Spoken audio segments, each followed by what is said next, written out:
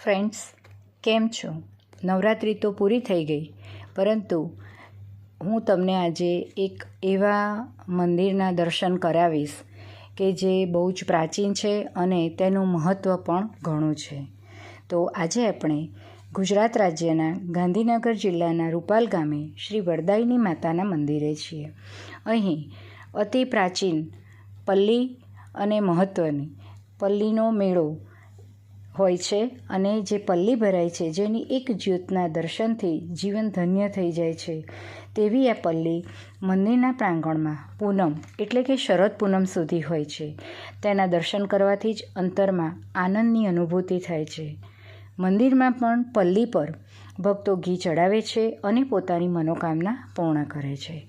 તો ફ્રેન્ડ્સ, આ મંદિર વિશે અને આ પલ્લી રૂપાલની વરદાયિની માતાની પલ્લી વિશે હું તમને જણાવું. તો આ મંદિર અતિ પ્રાચીન અને અલૌકિક છે. અહીં માના 9 સ્વરૂપો પૈકી દ્વિતીય સ્વરૂપમાં બ્રહ્મચારિણી હંસવાહિની સ્વરૂપે માતા વરદાયિની વિરાજમાન છે. અહીં દર વર્ષે આસો નવરાત્રિના 9મના દિવસે પલ્લી મેળો ભરાય છે. અહીં ઘીની નદીઓ તો વહે છે, પણ ઘીનો બગાડ થતો નથી. માતાની પલ્લી પર એક જ રાતમાં લાખો કિલો ઘી ચડે છે. એ ઘી ગામના વાલ્મીકી સમાજના લોકો એકઠું કરીને લઈ જાય છે. કહેવાય છે કે આ ઘી અહીંના વાલ્મીકી સમાજના લોકો જ લઈ શકે છે. રૂપાલ ગામના દરેક કોમના એટલે કે વણકર, સુથાર, વાણંદ, કુંભાર, મુસ્લિમ, પટેલ, ક્ષત્રિય, પંચોલ સમાજના લોકો કોઈપણ જાતના ભેદભાવ વગર સાથે મળીને પલ્લીનો ઉત્સવ મનાવે છે. પલ્લી આખા ગામમાં 27 ચકલાઓમાં ઊભી રહેતી આગળ નીકળે છે, જ્યાં લાખો ભક્તો પલ્લી પર ઘીનો અભિષેક કરે છે. નવજાત બાળક હોય કે જેણે બાધા રાખી હોય તે પણ ત્યાં ઘી ચડાવે છે અને નવજાત બાળકને પલ્લી ઉપરથી આખું ફેરવે છે. પરંતુ માતાની કૃપાથી તે બાળકને કાંઈ જ થતું નથી. સમગ્ર ગામમાં ફર્યા બાદ આરતી અને પૂજા અર્ચના બાદ પલ્લી પૂર્ણ થાય છે. પલ્લીનો ઉત્સવ મહાભારત કાળથી મનાવવામાં આવે છે.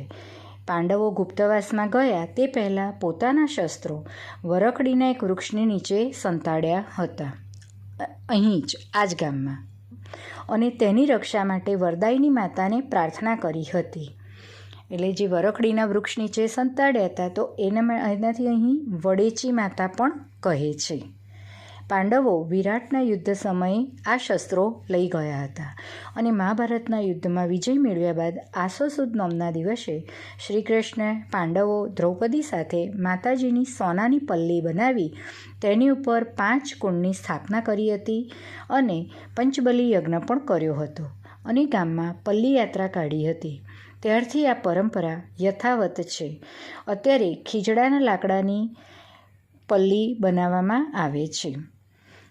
અને મંદિર જે અત્યારનું આ મંદિર છે તે પાંડવકાલીન જે પ્રાચીન મંદિર હતું એનું સિદ્ધરાજ જયસિંહ દ્વારા જીર્ણોદ્ધાર કરીને બનાવવામાં આવ્યું છે.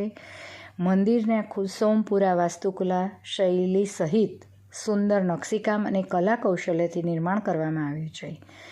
માતાજીના ગર્ભગૃહને પણ શુદ્ધ સોનાથી મઢેલું છે અને એમાં માની શ્વેત આરસની મૂર્તિના મુખમંડળ પરની આભા, તેમના દર્શન ખૂબ જ મનમોહક લાગે છે. તો મિત્રો, આપણે પણ તેમના દર્શન કરીએ અને આપણી મનોકામના પૂર્ણ કરીએ. ફ્રેન્ડ્સ, તમને મારો આ માહિતી ગમી હોય તો એને પ્લીઝ આગળ શેર કરજો. જય માતાજી.